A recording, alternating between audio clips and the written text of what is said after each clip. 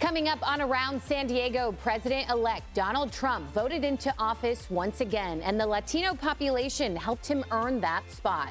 Election numbers straight ahead.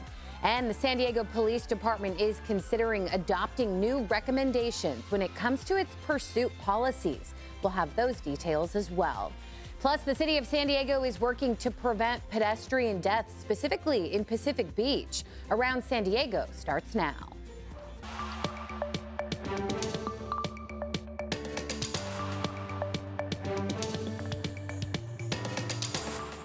Hello to you and welcome. Thank you so much for joining us as we take you around San Diego. I'm CBS 8's Jenny Day. I'll get you caught up on a week's worth of news and look ahead in less than 30 minutes. We do begin with the election.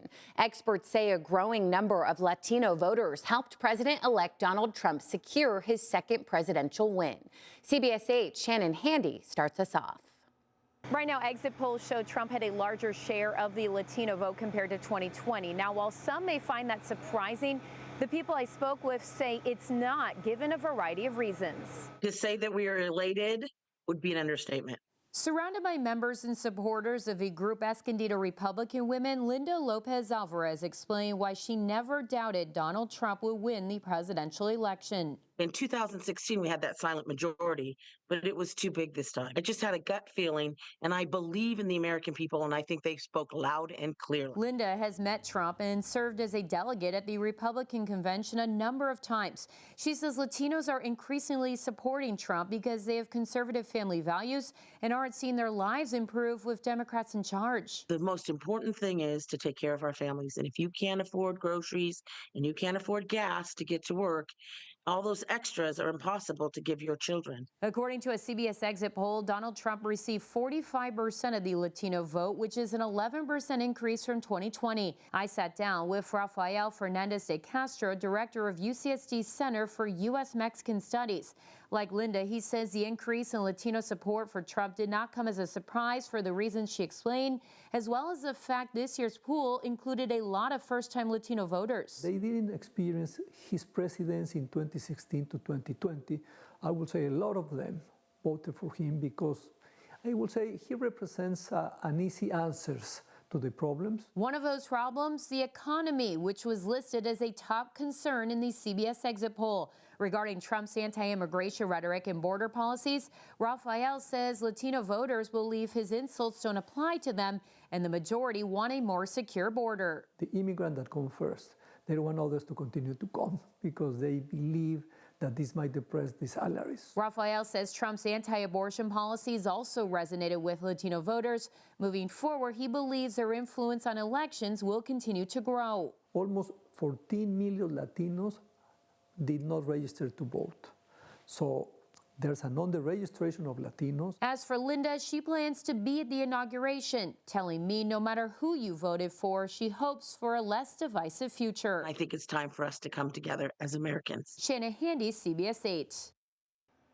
All right, Shannon, thank you so much. Well, the driver of this car who flew off of a cliff in Carlsbad this week is expected to survive. Police say the incident started as a pursuit when officers tried to get the car to stop. Police say they called off that pursuit for safety reasons, but the driver picked up the speed and drove off the cliff on Carlsbad Boulevard and then landed there on the beach below. One man describes the moment he saw that car go over the cliff.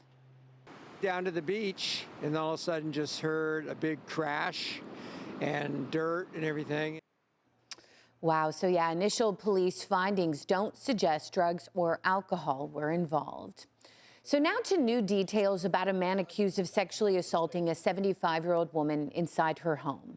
Tony Choi is a local dog groomer who we did stories on back in 2022 after several of his clients told us that he injured their pets. They say that when they got their pets back from him, the animals had cuts all over their bodies.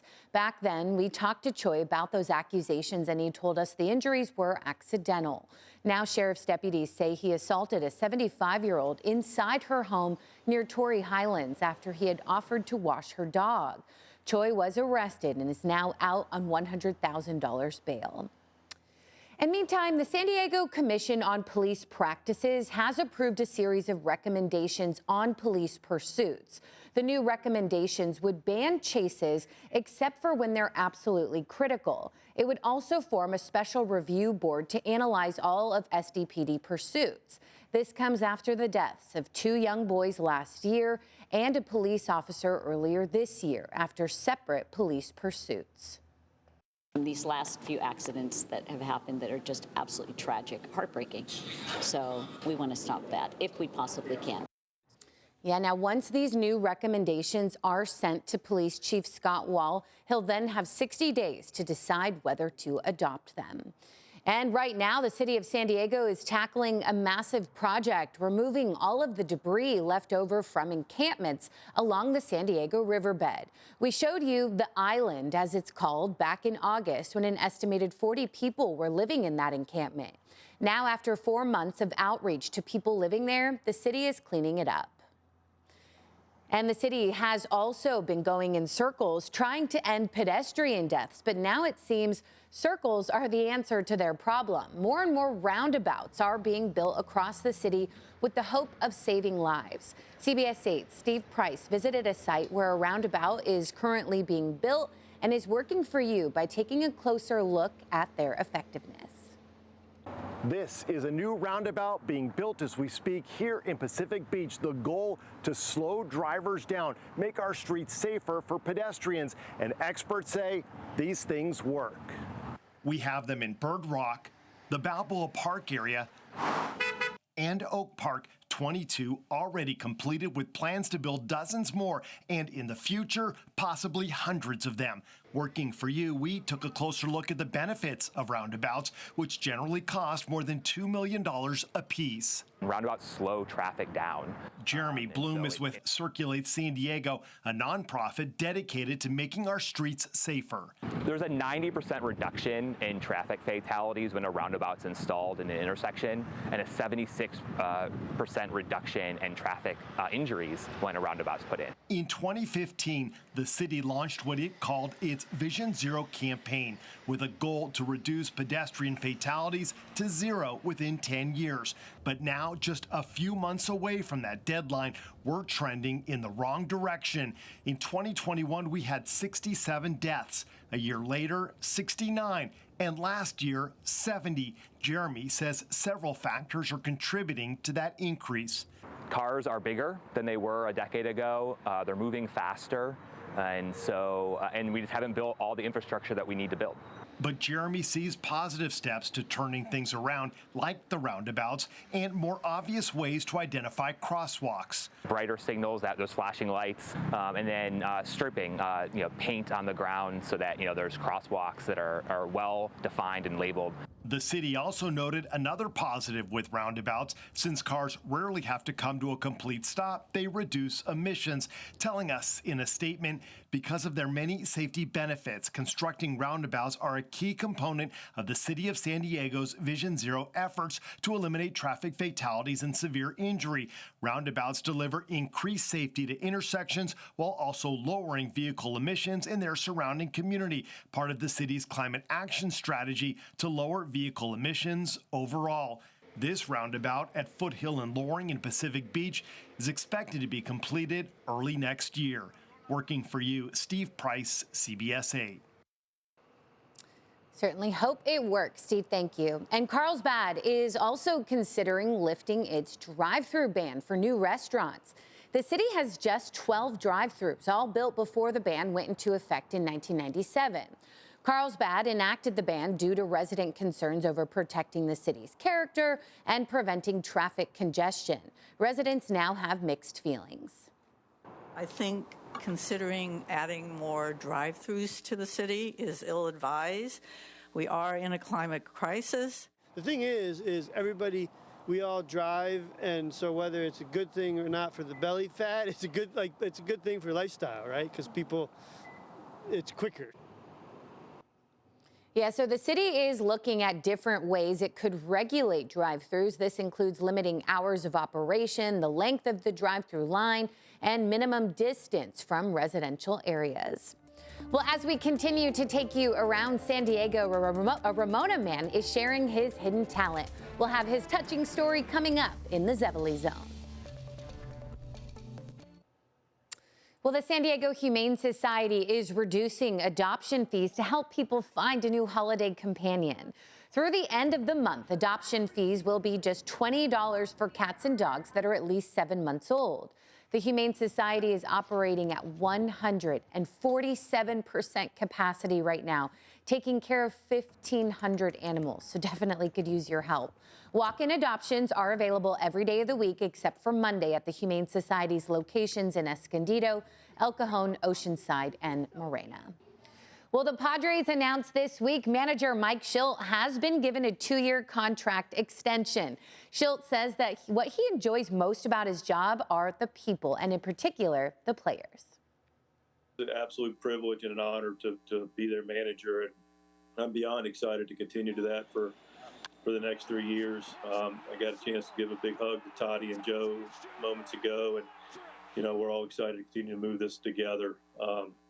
But it's a very fun group, high character group, and I can tell you this is a group that feels good about what we just accomplished. We covered a lot of ground, but is very much hungry for more and is excited for more.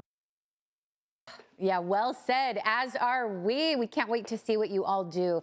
The Padres were 93 and 69 overall and made it to the National League Division Series. We'll do it again. Well, turning to a touching local story, a Ramona man with a hidden talent is finally ready to share his gift with the world. In this Zevely Zone, Jeff makes a new friend. At 76 years old, Ron Poundstone is proving you're never too old to ride the wind. Ride the wind. Ron Poundstone. Back where time began. Grew up working hard on a farm and never stopped. You've worked your whole life and kind of put your dream in the back seat, haven't you? Yes. And now it's time to shine. Horses dance in the crimson sky. Ron has hundreds of unfinished songs. Wind howls around the devil's eyes. In fact, rolling around in his head at this very moment. Right now, probably like 22. 45 years ago, Ron was the co-founder of a company called Quality Hydro Seeding that over the decades, quite literally, kept growing and growing. Every time I was writing a song and playing a song, my wife would yell at me, I have to go out and collect a check from somebody, The next time you're driving down the freeway surrounded by beautiful wildflowers, Ron was probably the guy who sprayed his magic green potion there a few weeks before. Along freeways? Yes. In backyards? Yes. On a car? Yeah. His publicity stunt made the local news years ago when Ron grew grass on his car. I saw a video where you were on top of the car mowing the grass on top of the car. Yep. And just like those wildflowers he left all across California, it's time for another of Ron's dreams to blossom. I want to put out positive music. This is your happy place? Yes. 76? Yeah. Never too old to live your dream, huh? No. With golden wings in flight. Ron has 25 polished songs he wants to share with the public, starting with this one titled Ride the Wind. Into the wind. He's hoping someone will watch this story and invite him to an open mic. Fire. If you've ever wanted to hear a combination of Johnny Cash and Jim Morrison, Ron Poundstone is ready to ride the wind. Ride the wind. In the Zevely Zone. Wow. You like that? I love that. In a hall. Jeff Zevely, CBS 8. Yeah, bravo. Sounds great. May it inspire you. Coming up, we'll show you how you can help protect our planet while also making some extra cash. That's next in an Earth8 report. Welcome back to Around San Diego. So, would you like to learn a way to better protect our planet all while making some extra cash? CBS 8's Neda Iranpour shows us how you can do just that in this Earth 8 report. Just over a week ago, I sent out an email to all of the employees here at CBS 8 and put out these bins, encouraging everyone to bring their recyclables here. So we have aluminum, glass, and plastic collection happening at the station. I wanted to see how much we could collect and how much money we might be able to make. As our employees walk in and out of work, they're reminded that their cans and bottles have a proper place, and I'll happily take them to where they belong. You can step in the middle of it. I've also had some young recruits teaching the next generation about the importance of recycling. My daughter helps in crushing and sorting. Can I put it in here? Yes. Thanks for helping, guys. I think we're good. We've combined some stuff from home with our staff's goods. We came to Allen Company at the Miramar landfill location on Convoy. You separate the cans, the bottles, and the glass. So as quick as I could, I dumped plastic bottles into one bin, cans in another, and glass in another. And any colored glass would also go into yet another bin. It only took a few minutes with a little assistance, and I was surprised to hear things like chili cans and protein shake containers will not be bought back. But all those water bottles and soda cans, they will. It was time to find out how much we accumulated. An Allen Company staff member weighed the bins and subtracted the actual weight of the bin itself to get a total for each type of material. And out came a receipt. Now for our grand total. By items, weights, and the amount. Then I took my receipt to the office. Hello, how are you doing? Good morning. Okay, alrighty, go ahead and sign by the extra. Sure, thank you. Alrighty, there you go. Have a great day. Hey, all right. Nice. Thank you very much. $7.73. Not bad for a fairly easy process and surprisingly very clean. I also learned what to do and not do for next time. You may have a lot of this at home. We love Greek yogurt and those little tomatoes. Now, you'd think you might be able to bring these here, but nowhere on these does it say CRV. That stands for California Redemption Value. That doesn't mean it's not recyclable. You just won't get money back for it. So still, be sure you put these into your blue bin at home. The CRV on the label is key. Also new this year, Governor Gavin Newsom signed a law requiring the buyback of wine and liquor bottles. Taking those extra steps, yeah, it's a little bit of a hassle, but in the end, it benefits everybody. Roland Harpin, a recycling specialist for the city's Waste Reduction Division, explains why doing things this way matters. Most of us have the blue bins. We can put our recyclables in there. What's the benefit of doing it this way? Well, doing it this way is that you get that CRV fee back. So a CRV fee is the fee that's created by the state to incentivize people to recycle. So as far as the benefits to the environment, is it better this way?